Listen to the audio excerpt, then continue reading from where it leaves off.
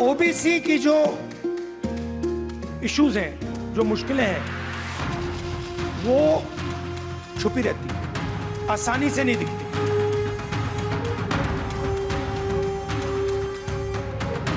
आपकी इश्यूज के बारे में थोड़ा सा भी ज्यादा मालूम होता, मैं तभी जाति जनगणना करा देता। वो निकल गया और मैं स्टेज से कह रहा हूं, वो गलती है मेरी, और कांग्रेस पार्टी की गलती नहीं है, मेरी गलती है। क्या राजनीति में आत्मग्लानि अक्सर तब होती है जब सत्ता चली जाती है या सत्ता लंबे समय तक दूर रहती है? दरअसल राहुल गांधी आजकल राजनीति के रंगमंच में सपोर्टिव रोल प्ले कर रहे हैं। तो राजधानी दिल्ली में ओबीसी सम्मेलन होता है और उसमें उन्हें बुद्ध ज्ञान प्राप्त होता है, और राहुल गांधी कांग्रेस के लिए भूल सुधार की बात करते हैं और जाति जनगणना ना कराने को लेकर केजरीवाल स्टाइल में माफी मांगते हैं और भूल सुधार का वादा भी कर दिया उन्होंने। ओबीसी की जो इश्यूज हैं, जो मुश्किलें हैं, वो छुपी रहती हैं, आसानी से नहीं दिखती। मेरी रिग्रेट क्या है कि अगर मुझे आपकी हिस्ट्री के बारे में, आपकी इश्यूज के बारे में थोड़ा सा भी ज्यादा मालूम होता, मैं तभी जाति जनगणना करा देता। वो निकल गया और मैं स्टेज से कह रहा हूं, वो गलती है मेरी, और कांग्रेस पार्टी की गलती नहीं है, मेरी गलती है। राहुल की इस एक लाइन में उन्होंने अपने पिताजी की, दादी की, नाना की, और तो और जिसमें वो खुद भी शामिल रहे, वो सरकार भी कटघरे में खड़ी हो गई है। लेकिन राहुल उस अंदाज में आगे बढ़ निकले जैसे सुबह का भूला शाम को घर लौट आया, और उसे अब भूला नहीं कहा जा सकता। दरअसल इस पूरे एक्ट को एक डेयरिंग एक्ट भी माना जा रहा है। बहुत सारे सर्कल में कहा जा रहा है कि अपने पिछले सरकार की गलती मान लेना एक बहुत हिम्मत का काम है। अब इस हिम्मत के पीछे वजह क्या है, उसे समझते हैं। तो सवाल यह है कि आखिर राहुल गांधी की इसी माफी के पीछे का मकसद क्या है? क्योंकि राजनीति में चीजें बेवजह नहीं होती।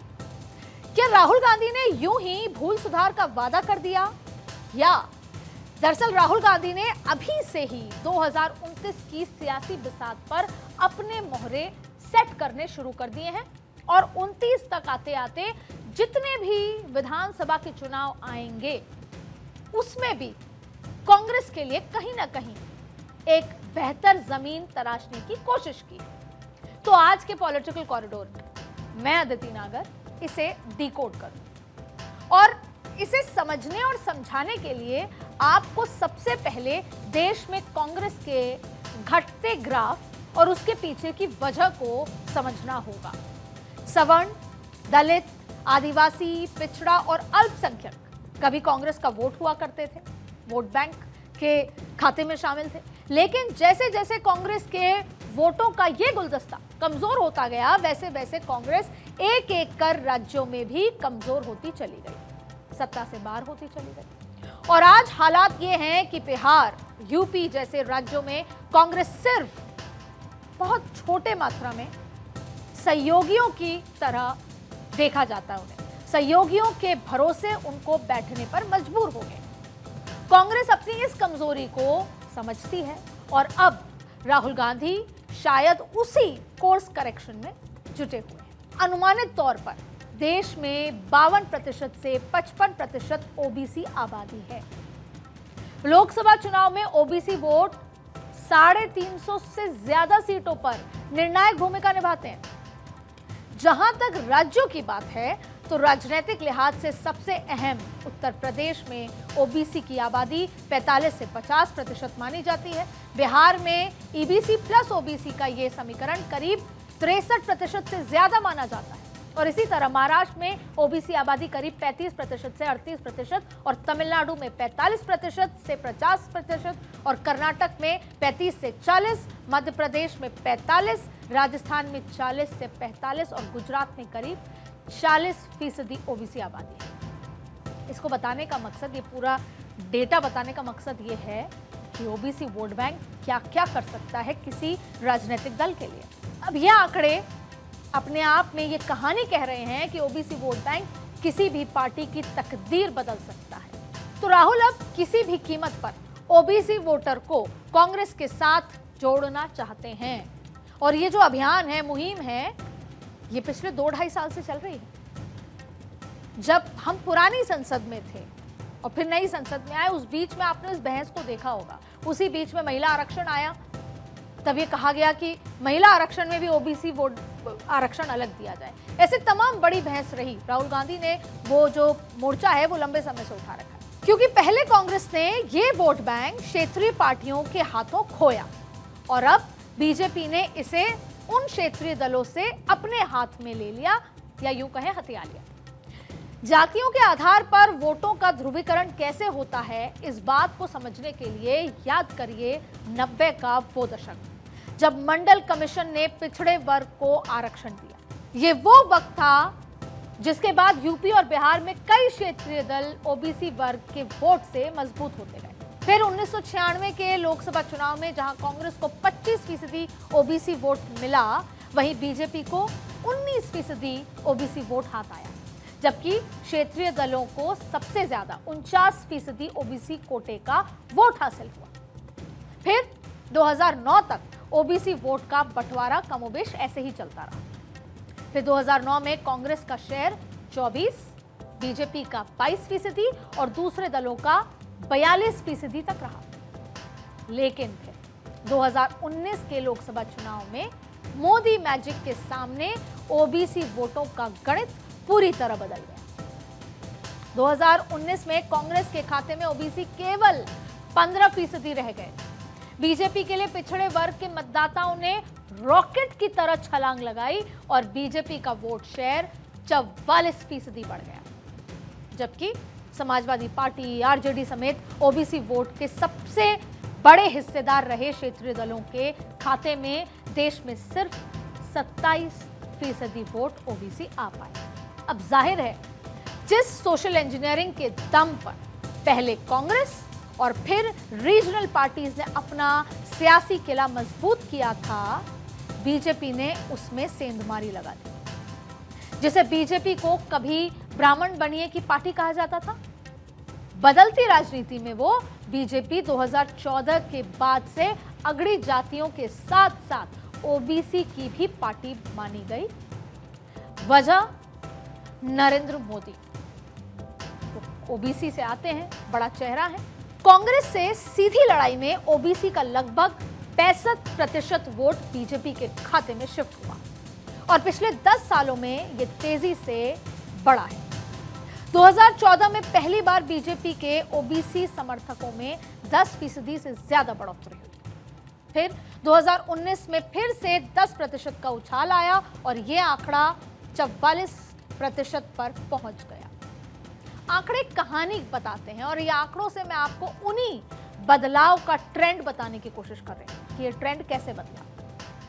2019 में कांग्रेस को 15% ओबीसी ने समर्थन दिया था, लेकिन 2024 के रण में जैसे ही आरक्षण खत्म करने और संविधान बदलने जैसे मुद्दों ने जोर पकड़ा, बीजेपी को लेकर ओबीसी वोटर के मन में संशय बढ़ा और नतीजा ये हुआ कि 303 सीटों से बीजेपी 240 सीटों पर सिमट गई और बीजेपी ने इसे महसूस किया, इस वजह को महसूस किया। अब एक मीडिया सर्वे के मुताबिक अगड़ी कही जाने वाली जातियों में बीजेपी का समर्थन 2024 में भी तकरीबन बरकरार रहा था। साल 2019 के चुनाव में इस तबके के 53% वोटर्स ने बीजेपी को वोट दिया था, पर 2024 में भी यही आंकड़ा रहा, जबकि अदर ओबीसी जातियां यानी अन्य पिछड़ा वर्ग की जातियों में दबदबा रखने वाले समाज के लोगों से मिलने वाले वोट में बीजेपी को 2% का झटका लगा, 303 से 240।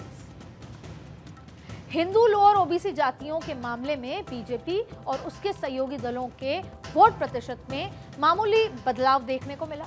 जबकि कांग्रेस को इस समुदाय में 3% का और उसके सहयोगियों को 2019 के लोकसभा चुनाव के मुकाबले 4% का फायदा हुआ था। ये आंकड़े सुनने में तो मामूली लग सकते हैं, 2%, 4%, लेकिन यही 2%, 4% वाले इस खेल ने बीजेपी का गणित गड़बड़ा दिया और पार्टी पूर्ण बहुमत की जगह बैसाखियों की सरकार पर निर्भर रह गई। राहुल भी इस गणित को समझ रहे हैं और इसीलिए उनका सारा फोकस जाति जनगणना पर है। केंद्र सरकार जाति जनगणना का ऐलान कर चुकी है, लेकिन राहुल गांधी चुप नहीं बैठे हैं। वो तेलंगाना और कर्नाटक के जरिए एक मॉडल सेट करना चाहते हैं। देश विदेश का कोई मंच ऐसा नहीं होगा जहां से राहुल जाति जनगणना की बात नहीं दोहराते। कर्नाटक में कांग्रेस सरकार ने ही 2014-15 में जाति जनगणना करवाई थी। उसे लागू करने के बजाय अब कर्नाटक सरकार फिर से जाति जनगणना करवाने जा रही है और इसके पीछे है कर्नाटक में हुई जाति जनगणना की विश्वसनीयता पर उठ रहे सवाल। और ये सवाल उठा रहे हैं लिंगायत और वोकालिगा समुदाय के लोग, जो राज्य में अच्छी पैठ रखते हैं। इन समुदाय के नेताओं ने आरोप लगाया है कि सीएम सिद्धारमैया की करूबा जाति सहित अन्य ओबीसी समुदाय की आबादी को बढ़ा चढ़ाकर दिखाया गया है, लेकिन राहुल केंद्र सरकार की ओर से कराए जाने वाली जनगणना का इंतजार नहीं कर रहे। वो जल्द से जल्द जातीय सर्वे के आंकड़े चाहते हैं। दरअसल सोशल इंजीनियरिंग के सियासी दौर में जाति पॉलिटिक्स अब एक कला है जिसमें सबके लिए वोट का स्कोप है। तो हिंदुत्व वाली पार्टी ने भी धीरे धीरे इस सिलेबस को अपना सियासी चैप्टर में शामिल कर लिया है। और एक बात और, देखिए अब कहीं ना कहीं जो ऑपोजिशन है वो ये समझ रही है कि भारतीय जनता पार्टी हिंदुत्व के नाम पर एक बड़ा वोट बैंक अपने साथ ले लेती है। और आपको याद होगा कि पिछले कुछ महीनों में आरएसएस भी सामाजिक समरसता की बात करती है कि जातियों में फूट ना हो, सब एकजुट हो। तो ये सामाजिक समरसता और हिंदुत्व वाले वोट बैंक के कैसे एक ऑपोजिशन एक नया नैरेटिव खड़ा करे वो ये है, या एक नई काट खड़ी करे वो ये है, जाति की राजनीति। और ये कोई नई नहीं है, सदियों से चली आ रही है। तो एक बार फिर कांग्रेस उस हिंदू वोट बैंक में बीच में सेंधमारी की कोशिश कर रही है, क्योंकि हिंदुत्व वाले वोट बैंक की काट होगी जाति वाला वोट बैंक। कांग्रेस और विरोधी दलों से जाति जनगणना का क्रेडिट छीन लेने की पूरी कोशिश की जा रही है। तो इसको समझने के लिए गहराई से उतरना भी होगा और ज्यादा नहीं, हम ज्यादा पीछे नहीं जाएंगे। हरियाणा, महाराष्ट्र और दिल्ली के विधानसभा चुनाव तक आपको उसका पूरा समीकरण समझाएंगे, जहां वोटर्स ने बीजेपी को झोली भर भर कर वोट दिया। और इसके पीछे वजह थी लोकसभा चुनाव में आरक्षण को लेकर विपक्ष के बनाए नैरेटिव को तोड़ने के लिए बीजेपी की रणनीति। बीजेपी ने काफी तैयारी के साथ अपना कोर्स करेक्शन किया और इसी की मिसाल थी कि हरियाणा में 20% एससी कोटा लागू किया गया। और ये सब करके बीजेपी ने अपनी इमेज ऐसी बनाई कि वो आरक्षण के खिलाफ नहीं है। और अब आरक्षण को लेकर विपक्ष जिस जाति जनगणना का सबसे बड़ा दांव चलता आ रहा था, वो मुद्दा भी बीजेपी ने पूरी तरीके से छीन लिया। अब इसका असर कितना बड़ा होगा, इसको समझने के लिए जाति का गणित देखिए। माना जाता है कि देश में 30% आबादी जनरल कास्ट है, 25% शेड्यूल कास्ट यानी एससी। इसी तरह अनुमान है कि शेड्यूल ट्राइब्स यानी एसटी करीब 9% है और 36% के आसपास ओबीसी जातियां। हालांकि ये सभी आंकड़े अनुमानित आंकड़े हैं, क्योंकि आजाद हिंदुस्तान में जाति आधारित आंकड़े कभी जारी ही नहीं हुए। 2010 में यूपीए के दलों ने जाति जनगणना कराने की मांग की और इसके बाद वीरप्पा मोइली के सुझाव को प्रधानमंत्री कार्यालय ने रजिस्ट्रार जनरल और सेशन कमिश्नर ऑफ इंडिया के पास आगे बढ़ा दिया। यहाँ इस सुझाव को खारिज कर दिया गया और इससे पहले मई 2010 में आरजेडी, सपा, डीएमके, जेडीयू और ओबीसी समुदाय से आने वाले बीजेपी के कुछ सांसदों ने जाति जनगणना कराने की मांग की थी। इन दलों की इस मांग पर तत्कालीन गृह मंत्री पी चिदम्बरम ने संसद को बताया था कि जाति जनगणना कराने में लॉजिस्टिक्स से जुड़ी कई तरह की पेचीदगियां हैं और व्यवहारिक दिक्कतें हैं। चिदम्बरम ने संसद को जाति जनगणना और जनगणना के बारे में फर्क भी समझाया उन्होंने बताया था कि 21 लाख जनगणना कर्मियों में ज्यादातर प्राइमरी स्कूल के शिक्षक हैं और उन्हें जाति जनगणना कराने का प्रशिक्षण नहीं दिया गया। चिदम्बरम की दलीलों और तर्कों से यूपीए के ही दल सहमत नहीं हुए। वो सरकार पर दबाव बनाते रहे। उनका यह दबाव रंग लाया और फिर मनमोहन सिंह की सरकार ने वित्त मंत्री प्रणब मुखर्जी की अगुवाई में जीओएम यानी कि एक मंत्री का समूह का गठन किया और इस मंत्री समूह को जिम्मेदारी दी गई कि वो देखें कि जाति जनगणना कराई जा सके या नहीं कराई जा सकती, इसके पीछे की वजह समझें। अब कुछ समय बाद इस जीओएम ने सरकार को अपने सुझाव भेजे और इस सुझाव पर कैबिनेट ने सितंबर 2010 में अलग से एक सामाजिक आर्थिक जाति जनगणना कराने का फैसला किया। अब इस सामाजिक आर्थिक जाति जनगणना यानी SECC पर करीब 4,900 करोड़ रुपए खर्च हुए। ग्रामीण एवं शहरी विकास मंत्रालय ने 2016 में इस डेटा को सार्वजनिक भी किया, लेकिन हैरान कर देने वाली बात यह रही कि इसमें जाति जनगणना का डेटा को शामिल नहीं किया गया। जाति जनगणना के कच्चे डेटा को सरकार ने सामाजिक न्याय एवं अधिकारिता मंत्रालय के पास भेज दिया और इस विभाग ने जाति जनगणना का वर्गीकरण करने और श्रेणी बनाने का जिम्मा नीति आयोग के उपाध्यक्ष अरविंद पनगड़िया को सौंप दिया और इसके लिए पनगड़िया के नेतृत्व में एक और एक्सपर्ट ग्रुप का गठन भी हुआ। और इस एक्सपर्ट ग्रुप ने क्या किया और कौन से सुझाव दिए, ये अभी भी सार्वजनिक नहीं हुए और अब राहुल गांधी इसी को लेकर माफी मांग रहे हैं, क्योंकि राहुल को यह पता चल चुका है कि अगर कांग्रेस की खोई साख वापस लानी है तो फिर खोया जनाधार वापस लाना होगा और उस जनाधार का सबसे बड़ा आधार है ओबीसी वोटर्स, जो या तो बीजेपी के पाले में हैं या फिर कांग्रेस के खेमे में बैठे उनके सहयोगियों के पाले। इसीलिए राहुल गांधी बार बार जाति जनगणना का मुद्दा उछाल रहे हैं ताकि वो हिंदुओं के सबसे बड़े वोट बैंक यानी कि ओबीसी को पूरे तरीके से अपने साथ ला सके। और जाति जनगणना तो इसकी शुरुआत भर है। आंकड़े सामने आने के बाद अगली लड़ाई होगी आबादी के लिहाज से भागीदारी की और यह भी तय है कि धुन के पक्के राहुल इसे आसानी से जाने नहीं देंगे, फिर चाहे नुकसान उनके कथित अपनों का ही क्यों ना हो। आज के पॉलिटिकल कॉरिडोर में बस इतना ही। देश दुनिया की खबरों के लिए देखते रहिए भारत वाणी। नमस्कार।